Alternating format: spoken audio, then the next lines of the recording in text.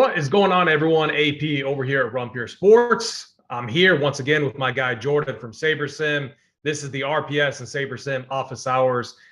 We are doing this every Thursday. We're going to answer questions. We're going to go over different features, different functions of using the tool Sabersim's optimizer and how to encompass, all the resources and tools that we have over here at RunPureSports. If you haven't yet, hit that like button, hit that subscribe button. It helps us out a lot. Jordan, how is it going, man? And, I heard that there's a new feature that we're going to dive into today. That's right. It's going good. Yeah, I'm excited to be back here again this week. Wanted to just kind of dive right in. We did release a pretty popularly requested feature over the last week or so here. Been one that's come up a lot in the past. I think some of you guys maybe already know, if you've been playing around with the app in the past week, might maybe know what I'm talking about. But we're talking about player groups. So we have now released a new player groups function into the app here. I'll kind of do a quick demo and walk through how to use it. And then I think maybe as we go along, I can talk a little bit more about why you might use it, strategies for particular sports.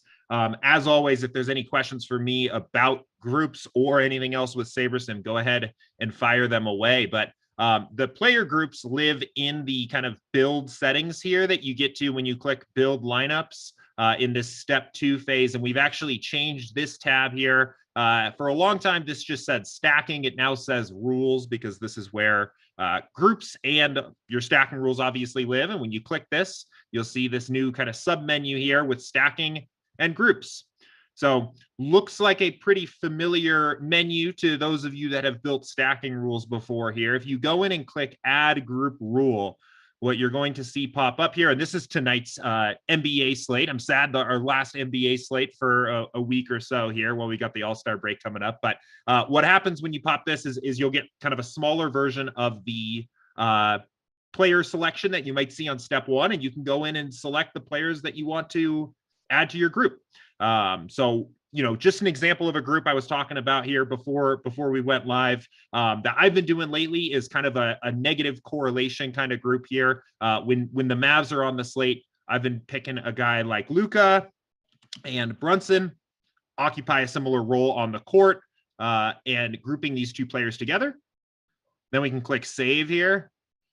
And now we've got a little group of these two players together here. So the next step is then basically to tell the builder what is the logic that you want to use with this particular group. So in this case, I might say less than 2, for example. There's a couple different ways to do this. You could also do less than or equal to 1. We have a couple different mathematical operators in here. You can kind of group them up however you want. The cool thing here, though, is once the logic is in place, you can add other players to this group as well. So, maybe another situation is that you don't want to play Giannis and Chris Middleton together, right? We can add those 2 players, and the logic here is now in place for this particular rule. We could even edit the name of this here and say, the way I've kind of been doing this is saying, I've been editing and naming my rules by the logic that's used for them. So this might be my less than 2 rule here. You can make a lot of different kinds of groups here. You can make groups to do different things. Maybe you're using the Run Pure cores, but you've also kind of done some of your own research, and maybe you've got your own core. We can add in another rule here and say, my core players tonight are the guys that I want to make sure I'm just getting exposure to. Maybe those guys are LaMelo, Kuzma, and maybe Jimmy Butler, right? I want to see one of these guys in every single lineup. I can come in here and say at least 1, right? And now I'm going to make sure I'm getting one of those guys in every single lineup here. So the last thing I kind of want to show here, and I think this is where it gets really cool, is you can save these rules here. So let's go ahead and say we want to save this less than 2 rule. We can click this little save icon, and it's going to say, what do you want to call this? You can call it whatever you want. I'll call this my less than 2 rule, but this actually is going to just save to your account in general. So now if we went over and let's say we went and changed our slate for example, and let's say we're looking at just the night slate, right? We can pull this back up once the projections get a second to load here, and go back to our rules, go back to our groups, and this time load the rule. And what's going to happen here is it's going to say, okay, we've got your rule here. There's certain players that you had in these groups that aren't on this particular slate. What do you want to do? You can just ignore that entire group there and ignore that group of players, or remove certain players from the group that aren't on the slate. So depending on how you want to handle it. In this case, maybe I want to, remove the players from the group that aren't on the slate. So I kept my Giannis and Chris Middleton rule because this is the 2-game night slate, but the Dallas rule that was in there is gone, and I can add in different players or whatever for that. So pretty excited to get this out. I think there's going to be, again, I mentioned a lot of different ways to use this for different sports, different contest types and things like that. The one thing I'll kind of mention here, and then we'll open it up to questions, or AP, if you have anything to add. The one thing I'll kind of mention here is that, our goal with this was to give people a way of getting additional control over their lineups. If you know that there's certain combinations of players that you want or don't want together in your lineups, you can build groups and rules and things like that. But remember, at the end of the day, that you're still building lineups with our very powerful correlations and simulations. So we don't want to give anybody the impression that now that this is out, you need to go in and spend a bunch of time building rules and groups for every single game on the slate to avoid negative correlations or whatever for all these different players, because a lot of that is still handled automatically. I think the best practice of how I'd recommend using the new groups thing is still to start when you're sitting down to build lineups for a slate for any sport with your test build, no rules, see how things are looking, and then figure out based on what you're seeing in that first test build, what groups and what rules you need to put in to get things where you want them to be. But yeah, Jordan, I mean, this feature is going to be phenomenal, especially for, when I'm thinking of sports like NASCAR, in PGA, especially there's a match play event at some point where you need rules with a contest like that. But then yes, in NBA, I don't use groups in NBA as much. I do like that feature right there, the negative correlation. So because I typically don't, unless the price is off. Like I'm typically not playing Brunson and Luka together, much like you said. So like that's a really nice rule just to put in, and then the fact that I can save it moving forward is kind of nice as well. So is this going to be available for all sports and like a tool that or a feature that we can use for PGA, NASCAR, any sports that we provide? Yeah. It should be out now for every sport. Again, you should just see it when you go into the build settings, you click the rules, there should be a groups tab here. Sports that don't have stacking at all, you won't see the stacking option here. So golf, for example, right? But yeah, no, it should be live here. You can use it for anything here. And yeah, we're ready to rock. So there was one question here in the YouTube chat. It says, okay, hey, Jordan, I tried using these groups right when you guys implemented this feature. Tried for a few days in a row and they didn't seem to work. Is that a bug that may have been fixed early on, since he was, he probably, was using it right when you guys launched? Yeah, it's definitely possible. We did kind of do a little bit of a soft launch of this here where we put it out, we put the functionality out there and kind of tested it over a couple days. We've made some improvements. We've made some updates. We've knocked out some bugs here over the last week. I would say, give it another try, see if it's working now. I expect it would be. If by chance it isn't, if you run a build where it's not working, just pop maybe a screenshot of the group into the Discord in the Sabersim channel, and we'll figure out what's going on here. But we have made some adjustments here. We've made some improvements, and I think everything should be working as intended now. So let's how about we do a little test run just to test it out ourselves. Let's do like a must include. Yeah. X number of players, like let's just pick a core. And then I like those other rules that you had. So yeah, you got them saved right there. Very nice. Yeah, I'll pick a player and you pick a player. How about that? All right, cool. Yeah, sounds good. I'm gonna go with Andre Drummond. I'm just looking at the slate right now, but nice matchup there against Washington, coming off a back-to-back, looked good yesterday. Give me a big drum. Okay, cool. Let me go ahead and let's take a look. I'm gonna just for the fun of it, I'm gonna throw in Kyle Kuzma in here. On the other side of that game, I'm not the biggest Kyle Kuzma fan in the world here, and he's been killing me every single night. I don't play him, so for this stream, we'll go ahead, we'll include him in this group. You want to throw one more in there, and we'll maybe do like a at least 2 rule or something like that? Yeah, let's do that. Let's throw in. Let me look real quick. So we need a value piece. Let's throw in. Let's go with the Sengun. How about we can play at the 4? Okay. Yeah. Christian Wood's still questionable with an illness or whatever. This slate's going to be interesting because that's the late night hammer, and that guy put up a monster number last night. Yeah. Awesome. I love it. Okay. So we'll say at least 2 players from this group here, and then no Luka, no Brunson, no less than or equal to 1 of Luka and Brunson, and Giannis and Middleton here. We'll go ahead. We'll build for something like this. Yeah. And let's see what we get out of this. I think I noticed here that Sengun at the moment, it looks like his projection is a little lower. I don't know. Maybe is Wood questionable? Yeah, so same thing that happened last night. Wood and Kevin Porter Jr. were questionable and then got ruled out. Okay, cool. After lock, making Sengun and then Schroeder, he got the start. Both of them absolutely smashed. Gotcha. Cool. Yeah. So okay, so we can see this here. So we can use the filters here to kind of validate things, and let's see if we get any Giannis. We did get Giannis, and what we'll see here is we can filter by our Giannis lineups. And we'll see that for all of our Giannis lineups, we have no Middleton. So that one looks pretty good here. And let's flip this the other way too. Let's be thorough here and check and make sure that it works. So we happen to get no Middleton here, so no worries there. And then let's check on those Luka lineups. So only 5% Luka here, but no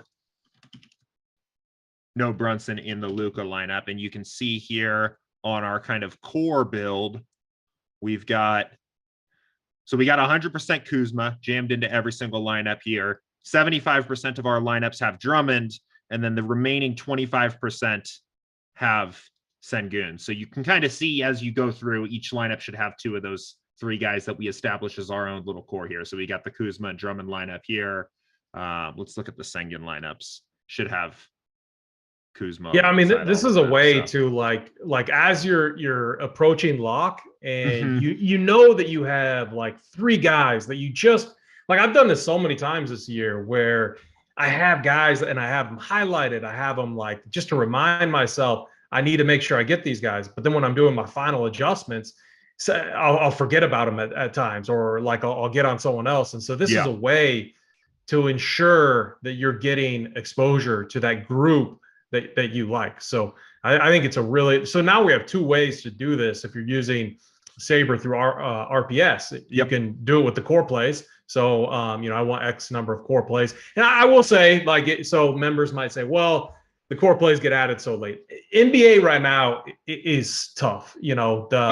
Like when news hits, I mean, man, if we had the news that that Christian Wood and Kevin Porter Jr. were sitting before lock, I mean, Sengun would have been chalk. Schroeder starting, no one was expecting that because he was questionable all day with a right Achilles soreness or something, and which sounds pretty serious. So, but the fact that he got the start changed everything. We didn't have that news until well after lock. That's why, if you're a member and you may be frustrated that the core plays don't get loaded early enough, keep in mind that we're trying to be very transparent. We're trying to give you what we feel are the best core plays, and we want them to be accurate. And with NBA right now, it's ever changing. So, but there's multiple ways now that you can lock in a group. So, love this feature. Yeah, no, it's great. And it's great. I mean, you can use it when you're late swapping as well. And I actually think it would be wise to do that. As the slate goes on, if you've built groups that you had at lock and news is breaking throughout the slate and you're going into late swap, make sure you go in, check your groups and make sure that you still want to, play with that particular strategy, for example. I mean, just as I guess as an example tonight, let's say hypothetically, Drew Holiday gets ruled out. The coach says he's just going to rest, just a random, nobody knew it was coming and he gets ruled out. And we have this rule that says no Giannis and Chris Middleton together in the same lineup. Now, do you still want that rule? Maybe you do. Maybe you say, you know what, I still don't think these two guys get their ceiling together. I'm going to set a rule here, but I think it's wise to go back and at least consider, does the rule that I originally set there still apply? The other side of that coin too is, if you've got a group saying, this is my core, force two of these guys in every single lineup, then you end up in a situation like last night where Sengun halfway through the slate becomes maybe the best overall projected play on the slate or one of the best projected plays on the slate.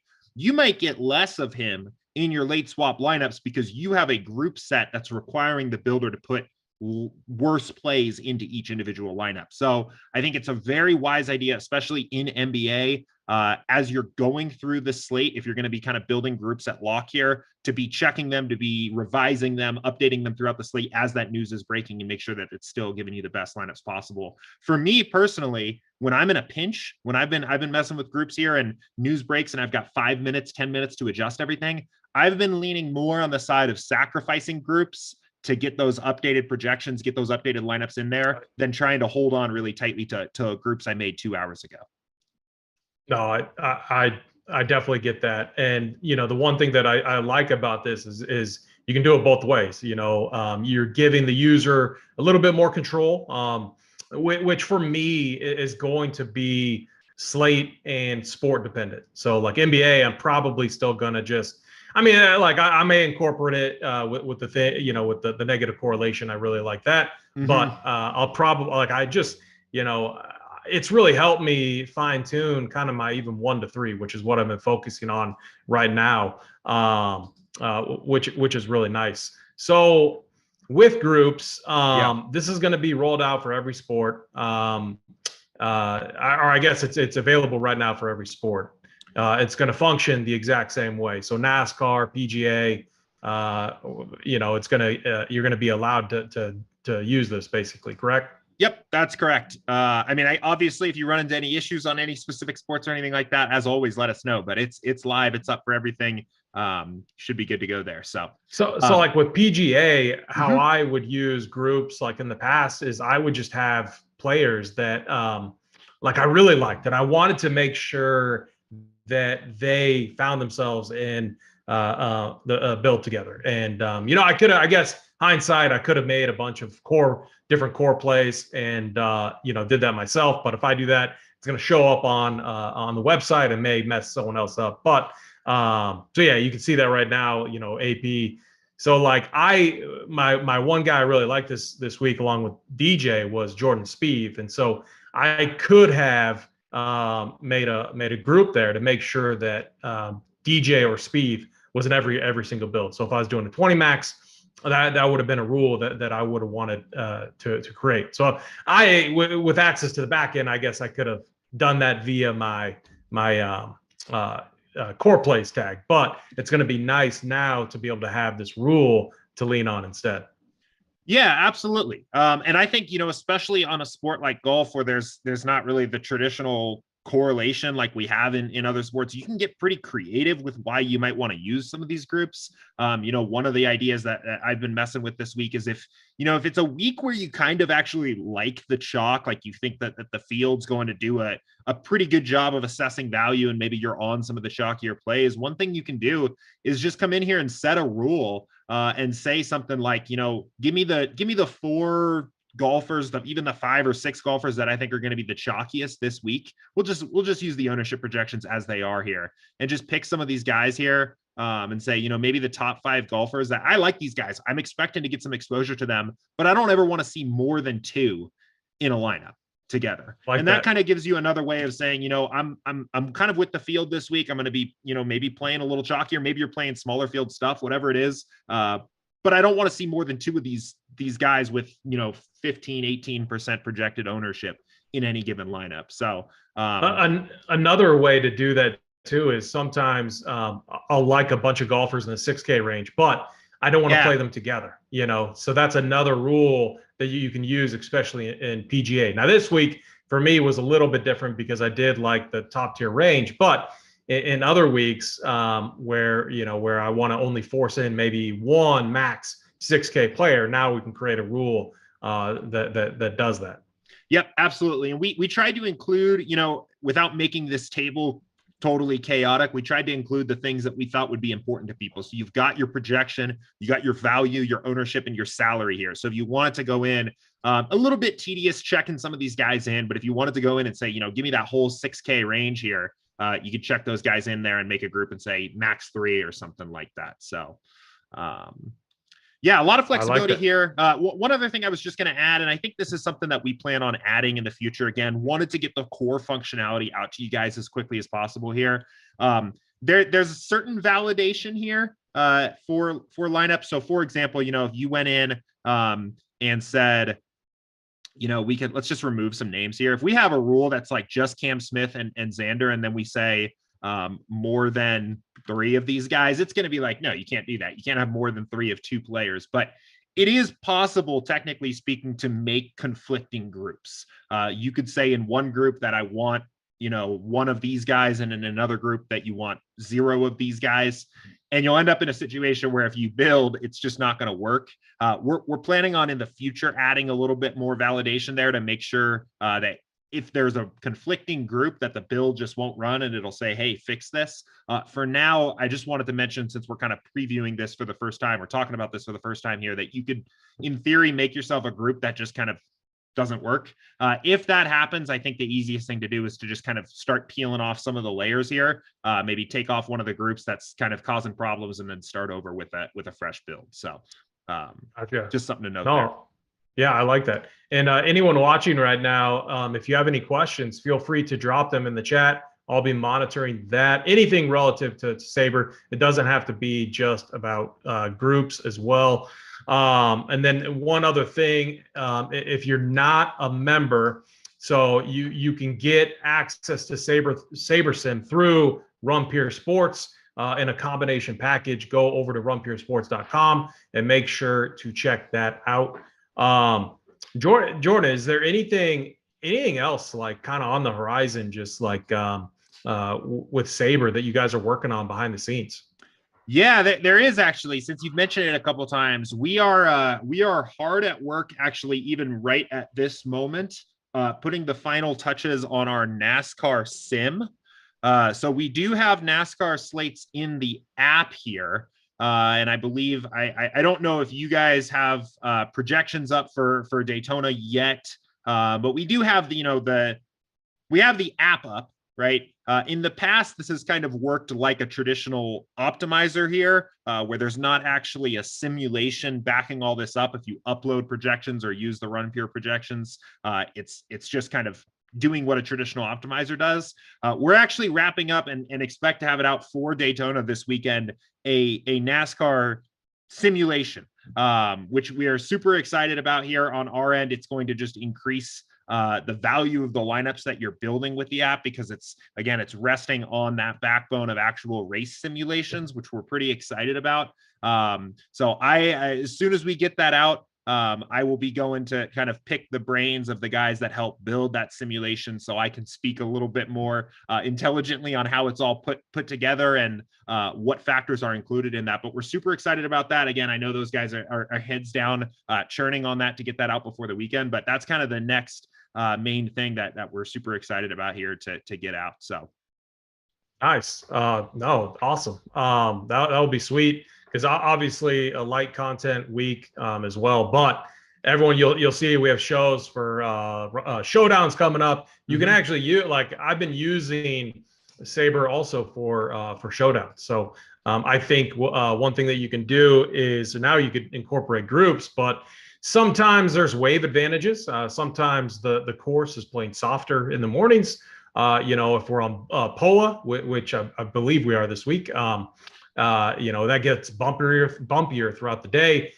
So you can now use groups where you can incorporate these guys. You're going to have to add some manualization there. You're going to have to see what the tee times are. But now you can you can add this to help get yourself in an even better edge, even in these showdown slates, which I think the contests are going to be pretty nice for showdowns this week with no NFL over. There's no NBA. Yep. I mean, it's going to be hockey, showdowns, MMA.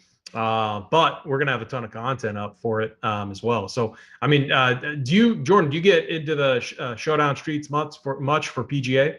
Honestly, I haven't too much. I'll dip my toes in, especially for the majors a little bit. Not so much on a week-to-week basis, but I know I think it's a lot of fun. And again, I think on the showdowns where, those events, even just contest types across different sports where those simulations end up becoming really important. Anytime, you go in here and you check and you start building lineups and you just see by default that the sim variance slider is cranked up really high here. I think that's something where you can definitely, you can get an edge there, because what that's basically saying is that simulations matter more than average projections for this contest. And when you're competing against other people that are just using the average projections and trying to build lineups, you're going to get an advantage because you've got the sims on your side. So definitely something that, I think I could see myself getting back into here, especially as the season kind of really heats up on the golf side. So real quick, because we're going to do this each week, and it's going to be 30 to 45 minutes, and try to bring everyone a new topic each week. One thing I just always want to hit on, because I'm still learning it, understanding it, but the slider. Yeah. Can you just go over and hit on, and I know it's probably in the back of your head right now, and you could talk through it in your sleep, but the difference between 1 and 10, because I think this is just a good point to constantly, hit home with everyone. Yeah, no, it's a great idea. And sometimes I think I kind of gloss over it because I'm used to it here. So let's talk about this sim variant slider. It is probably the most important slider. The first thing to remember here is that if you're building lineups with Sabersim, at the backbone of all of that is our play-by-play game simulation. So everything starts for us. We simulate out each game for NBA, right? I'm talking NBA here.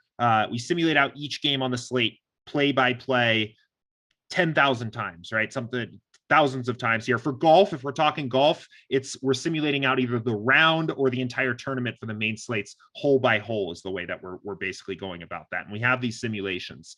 And this slider is basically determining, how much do you want to weight the value of one individual simulation.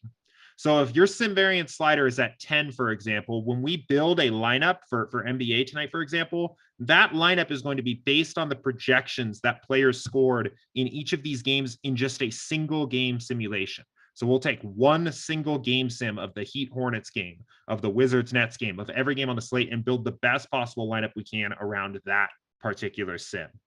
At 0, I think it's as easy as seen on the extremes. At 0, we just take the average projections, right? We take all of the simulations together and build the best possible lineups we can, thinking about the entire range of outcomes of a player. So ultimately, the higher this slider goes, the more diverse, the more varied, the more volatile, but also probably the higher upside your lineups are going to have when you build them, because they're taking into account a much wider range of outcomes. If, for example, right, if we're building a lineup and we're building a lineup at 10, and you pull a simulation of the Heat Hornets game where the game goes 25 points over the implied total and, goes to overtime, both teams go off, right? That lineup is going to have a big game stack of that game in it. If you pull that same game simulation, but your sim variance is down here at 3, well, yeah, those players are going to get a little bit of a bump, but it's in a bucket with all of these other game sims that are much closer to the mean outcome. And you maybe won't get as much exposure to those particular players. So the way I like to look at this, and the way that I've been really thinking about this more and more lately here, is that, everybody has access to kind of the data that's available down here at the 0 and 1 range, right? This is saying, I care about average projections. I want to build everything based on averages. This is how you'd go about building cash lineups, right? The higher your sim variance slider goes, the more you are going to say, I care about individual or very small sets of game simulations, where I think is where you can, really get that big edge. And you mentioned it before. I've noticed it too. Showdowns, some of these smaller slates, some of these contests, even where the sim variance slider is a little bit higher by default, I've been noticing that I have just been crushing these this season. And I think it's those simulations speaking for themselves. So. Can you touch on the correlation one too? Yeah. And maybe, with I know other sports like NFL, it might be more impactful, but there's still times like when I'm doing three max, I'll put it to the default setting on three max, and I'll still get a correlation of like 4 or 5 Oh yeah. at times. So well, and even we can jump over just and look at last night here, because last night was a big 11 game slate, which is one. I'm going to just pull this up here so we can show it. It's one where correlation is actually a little bit more valuable for NBA. So let me pull this up. Yeah, and I think it's a good idea. I'll talk about that, and we'll talk about the ownership fade slider too. We might as well just cover all three of them here. So yeah, yesterday, if you're playing 150 max, I know there were some big tournaments, especially at the lower stakes with the micro promo going on for DK. You see that correlation slider gets up almost to 4 here, even for NBA. So ultimately, what this is doing is this is saying, how much do you want to value the average correlations that we see between each player in our sims, right? So, don't need to go into the WordPress backend here. If you click on any player here, right, we'll pull up the correlations that we have for that player for that particular game based on our simulation. So you look at a guy like Lance Stevenson, so right? you can actually see this too. So yep, absolutely. Okay. Cool. Yeah, so you can click any player and go see these are the actual correlation values that are coming into play in this particular slate. And a lot of times I think that these kind of check out with your intuition. In NBA, most of the time you'll see that players on the same team more often than not have kind of soft negative correlations to one another. Their biggest negative correlations to players that occupy a similar role to them on the same team, do a similar thing to them on the court. And this correlation slider is basically saying, how much do you want to value these things? We will value those correlation values more and avoid players that are negatively correlated and encourage grouping players that are positively correlated together the higher this slider gets. And we'll ignore this or treat this as a smaller factor the lower this slider gets. So on a big 11 game NBA slate, for example, right? We want to start looking at correlation a little bit. You don't really need that perfectly optimal lineup to win a contest. You can use correlation and use that as a tool to start building lineups that have a little bit higher upside together. We just saw on the 5 game slate like tonight, correlation by default is off, right?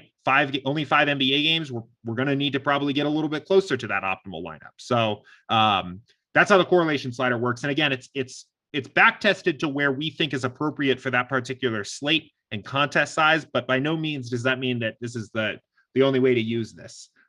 If you're finding, I think one common example is if you're finding players are getting grouped together in your lineups that you don't want to use together, and maybe you don't want to go in and set a group with the new groups rule. One way to kind of tell the builder, hey, I think this is important, is to turn your correlation slider up, right? And we'll avoid putting those negatively correlated players together in your lineups as much. So any questions for me on that before and then I'll talk about the ownership fade slider, just so we can kind of do a little slider review here. Oh, I think we're good okay. on that. Cool. Yeah. So let's talk about the ownership fade slider. This in simple terms, right? The higher this slider goes, the more your lineups are likely to fade chalkier plays. The lower this slider goes, the more we are basically just ignoring the ownership fade or the ownership projections. In a more specific way of how this works. And I guess this kind of actually, I think to tie this all together, I think it would be helpful to kind of know how the actual builder builds lineup. So what happens is that the very first thing when we're going to build a lineup, the very first thing that happens is we bucket a group of simulations together randomly based on where your sim variance slider is set. So maybe at 5, maybe we're bucketing a group of, I'm just going to throw a number out there. I don't know exactly what the number is, but maybe it's 20 sims of our thousands of sims for each game. And we'll figure out what did the players score in this particular set of sims. And then we'll compare all the players together, and we will make an adjustment to what that player scored in that particular set of sims based on their ownership projection. So if they're owned higher than average, they'll typically have a negative adjustment. And if they're owned lower than average, they'll typically have a bigger adjustment. Their point total in that particular set of sims will be increased. And the size of that adjustment is basically how high is this slider. It will be a very big adjustment if the slider is very high. It will be a very small adjustment if the slider is low. From there, we will typically enter a single first player into the lineup. One player will be thrown into the lineup. And after that player is entered into the lineup, every other player that's still remaining in the pool will have their projection adjusted based on how well they correlate to that player. If they are negatively correlated to that player, their projection will get a little adjusted down. If they're positively correlated to that player, their projection will be adjusted a little bit up. And the same way here, the size of that adjustment will be dependent on how high this slider is. The higher the slider, the bigger the adjustment is. The lower the slider, the smaller the adjustment is. So, and then from there, we build each lineup player by player. We build you 500 when you are playing a 20 max, for example. And then we actually, I guess this is kind of the last point to make on this while we're talking about the sliders. The one other thing the sliders end up doing besides just helping to build the lineups is they are used in step 3 to grade the lineups. So when you build lineups here, and again, I know this is for yesterday's slate here now, and you see that it's sorted by Saber score, and each lineup has a Saber score that compares to other lineups. That Saber score is dependent on the original sliders that were used for the build. So it's basically saying, you know, with this is the rubric, right? The rubric is that the sliders were for this build, they were 2, 3, and 5, right? And with that rubric, what are the highest scoring? What's the A+ lineup? Well, it's this one. This is the 100 Saber score lineup. The next best lineup is this one. This is the 99.7 lineup. So the sliders are used both in the lineup construction and in the kind of grading process in step 3. And that's why typically I recommend it's never wise to compare lineups, compare Saber scores between builds, right? You wouldn't want to take this lineup and say this lineup is necessarily better, objectively better than a lineup that scored 96 Saber score in a different build, because that lineup was for a different rubric, right? That was a different set of sliders there. So anyway, I feel like I kind of went on a bit of a ramble there, but hopefully that was kind of helpful as like a quick walkthrough, maybe not so quick walkthrough of how the sliders all work. No, I mean, no, that's perfect. I think that's always going to be something that's important to cover and to hit on. I mean, we're going to be doing this each week, you know, and everyone, you know, feel free to message me on Discord if you have ideas or questions that you want us to tackle. This is going to be the time period each week where we do that. So feel free, shoot me a message in Discord, on Twitter, so that I can make note of that, and we'll make sure that we cover those things moving forward. Jordan, no, I think this was good. Do you have anything else, you know, or we'll be back next week? I mean, anything else you wanted to mention today? No, I think that was good. I think that was it goes fast, but I think that was a good kind of walkthrough of groups and sliders and a couple other things going on here. So yeah, no, I think it was great. Let's see. It looks like there was from Craig. Let's see. I'm just reading through this, Craig. You wrote quite a bit. Let's see. You need to make 2 groups for something like that, or can you see his question? Where is it? It looked like a question that turned into another question that turned into a question. Craig, I think the best thing to do is shoot us a message on Twitter, or if you're in Discord, shoot it in the Sabersim Discord location to follow up on that, because it seems like that might be something that you're dealing with specifically. Yeah, and I think that's a good point too. You know, as always, if you're running into issues or just have questions, that Sabersim channel in the Discord is a great place to ask those. I'm in there. We've got multiple members from our team in there. Chris is in there. We just added Ruben to there the other day. Matt, who practically built the whole thing, is in there answering questions sometimes. So if you have questions, there's no stupid questions with this either. Don't feel like there's anything that you can't ask about. So. Yeah. Oh, okay. I think I understand what he's asking. So if you make a group, and let's just say you set the setting at less than or equal to on 2 players, is it possible that you might not get one of those players into your lineup? Yes, it is. So like, for example, let's go back to our example before here, right? And load that less than 2. Let's see, is this still going to work? All right, let's just add another group in here. So if you do, I'm just going to pick 2 random guys here. So if you're saying, you know, Jokic and Murray here, right? Less than 2, right? You can get 0. That's a possible outcome here, right? 0 is less than 2. You could have 0. If you wanted, I know there are certain situations where I've heard people trying to make groups where they say, I don't want both of these guys, but I always want one of them. There's a couple different ways to do that. I mean, one way to do that would just be to say equals 1, right? So you always say one of these guys has to be used in every single lineup, but never together, right? That's one way to do it. If you had, you know, maybe let's add a couple other guys in here. And let's say we've also got DeRozan in this group, right? So maybe you want, in this case, you want 1 or 2, never 3 or never 0. In that case, you could do a range and you could say 1, 2. Oh, let's see. All right. Well, speaking of, you know, still figuring out little things here, I think there's actually an issue with this one. The way it should work is you should be able to go in and say 1 to 2, but it's not letting me do that. So I will make sure we get that fixed. But that's the idea of how you would go about doing that here. I think maybe just a little issue with that particular logic, but sorry about that. That's the way we would got do it, so. one other question from Okay. Steven. One problem he's having is making adjustments after building lineups. Should I save every lineup group after making those changes? Interesting. So I guess I'm a little confused on this one. There is an auto save function. So like one thing that you'll kind of see here, if we go in and say, I don't want 100% Terry Taylor, for example, and I want to bring this down to 50, right? Yeah.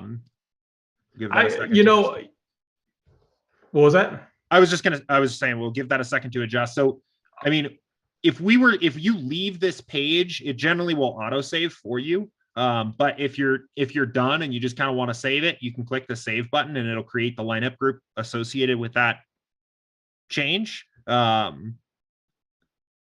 think maybe I'm a little confused on the question. I think, you know, I get my take on that question, Steven, is, you know, honestly, for me, I'm never just like, you know, I've been pretty transparent about my process. I manually adjust projections and I go through game by game. I'm not done there. Like I will run it and then I am looking at the builds and I'm like, I want to see what it looks like if I bump this guy up, or I'm going to bump this guy up, or maybe I'm not getting. So like for me, it's just part of my process. I'm going to run it, you know, 3, 4, 5, sometimes 6 times before fully dialing it in. So I would, if you're not satisfied with what you see, go back to the drawing board. And then, you know, a default, like at least get your default builds in there, and you can do that with the entries function, but then you can just go in and make your adjustments. But for me, it's really a process, you know, kind of up to lock and after lock. Yeah. And I mean, one thing you can do too here is, let's say this build was this was a test build, right? We never had any intention of using these lineups. We just wanted to see how things are looking. You can name these so you don't get confused later. I think this can be kind of helpful. You can just say that this was a test build, right? And you could call the build there test build, and then it'll update here. You can even change the lineup so you can see, you know, you can say that this is just test lineups over here. So you keep everything organized. I know one thing, if you're running a lot of different builds, you're doing a lot of different lineup sets just to experiment, it can be a little bit confusing later when you've got all of these up. I think that can be a helpful way to just keep things organized too as well. I think that makes sense. Yeah, very good. So if you are not a member, we have a combo package deal going on right now, $150 for the month. That's going to get you everything at RunPureSports and an access to Sabersim. If you want to test it out for a week, I don't know if right now is the ideal time to do it because we don't have a lot of sports going on. But once NBA is back up, you know, I'm just looking out for the consumer out there. Right. You can purchase it on a week-to-week basis as well to test it out.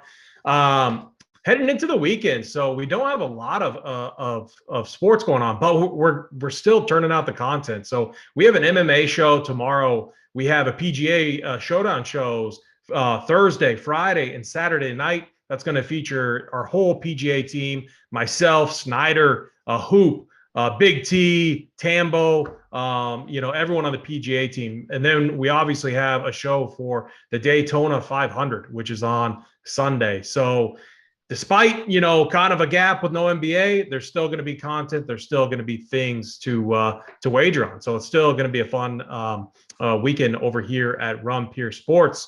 Jordan, do you have any final things? Any final comments? No, it was fun.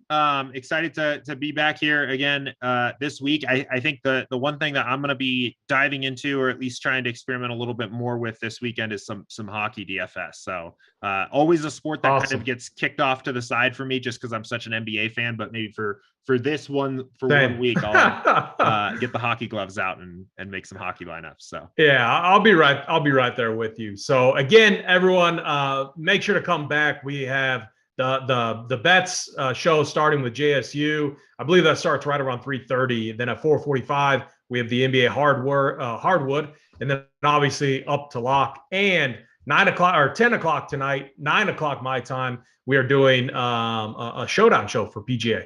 So again, make sure you hit that like button, hit that subscribe button. We will see you next week. Simon, get us out of here.